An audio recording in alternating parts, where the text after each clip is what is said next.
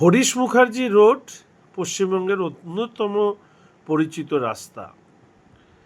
এই হরিশ মুখার্জি রোডের বাসিন্দাদেরও খড়িবাড়ির গ্রামীণ হসপিটালের জাল শংসাপত্রের সাথে যোগাযোগের ব্যাপারে ইতিমধ্যেই বেশ কিছু খবর প্রকাশিত হয়েছে। আমি বারংবার করে বলেছি, দেশের অভ্যন্তরীণ নিরাপত্তার পক্ষেও উদ্বেগজনক এবং তার পাশাপাশি তৃণমূল কংগ্রেসের নেত্রীর ছেলে তার গ্রেপ্তার হওয়া এই চক্রের ব্যাপকতা সম্পর্কে আরও সুস্পষ্ট প্রমাণ দেয়।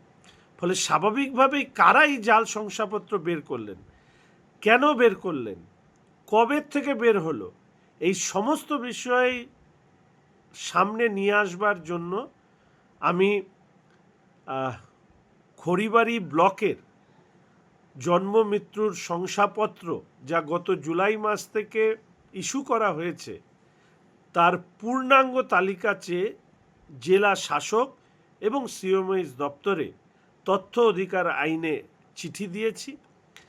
পূর্ণাঙ্গ তালিকা পেলে নিশ্চিতভাবে সেই তালিকার থেকেও এমন কোনো কিছু সামনে বেরিয়ে আসতে পারে যেটা আমার মনে হচ্ছে যে কেঁচো খুঁড়তে সাপ বেরোনোর মতন বিষয় হতে পারে।